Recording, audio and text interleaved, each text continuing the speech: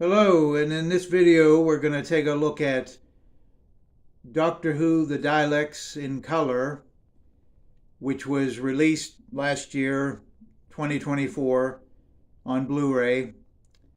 And of course the big deal about this is it's the first Dalek story in color, colorized. I'm sure you've heard about this. Let's take a closer look. Now, if you see how the way the word color is spelled, this is the, of course, North American release, because if this were British, color would be spelt with a U, of course. I just wanted to point that out. Okay. Now, let's take a look at the inside. You get two discs, 1, 2, and the disc on the left there is the Blu-ray.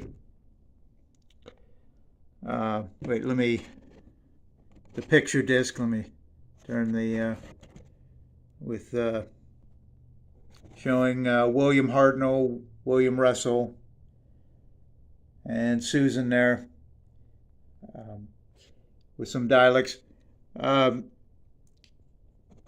it comes with the original 7-part black and white Dalek story,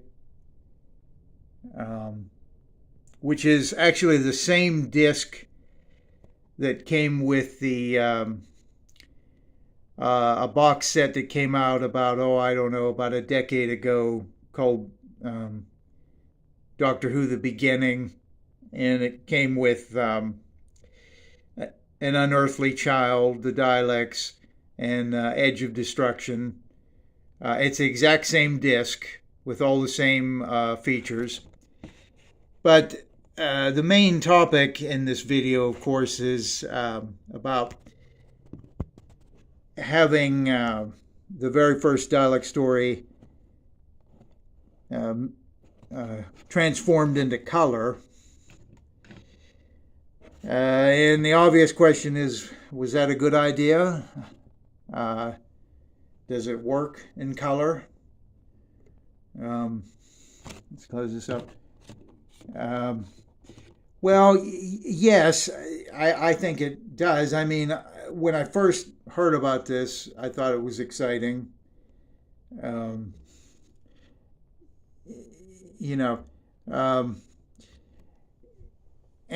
I certainly wanted to buy a copy, and I watched it. And but I had read on the internet that they shortened the original story down. Well, I understand that because the original 7-part story is like almost 3 hours, and that's hard to sit through, But I think maybe they went to the other extreme, because this colorized movie version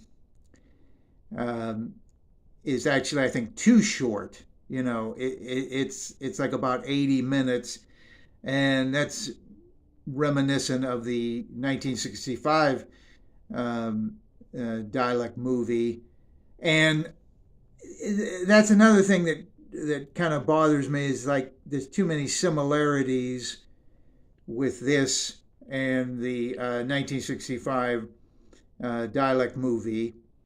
But I actually like this better because, well, mainly because you've got the original cast. And the first original Doctor.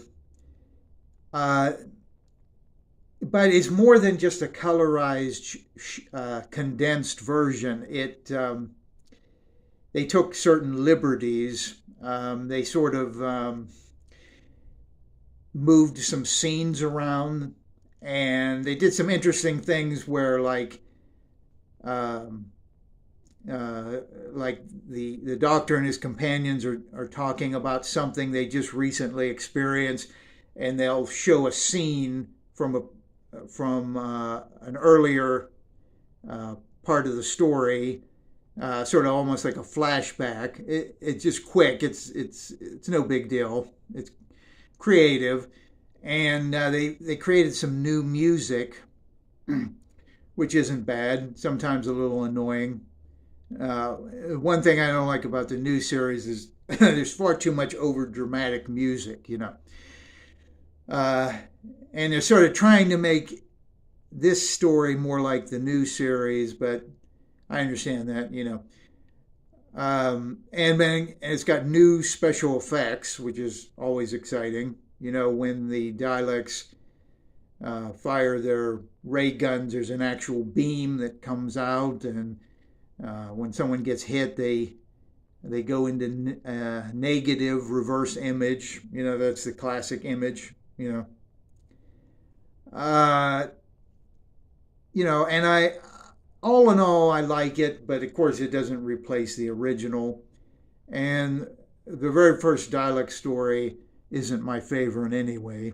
You know, I actually think the Dalek stories of the original series in the 1960s, each one gets better or is better than the previous one. Like uh, Dalek's invasion of Earth is better than this story, partly because it's shorter and it's got on location scenes filmed in London. And then the chase is really fun, and the atmosphere. That's the next Dalek story, the chase. Uh, the atmosphere changes in just about every episode, so it doesn't become too stagnant.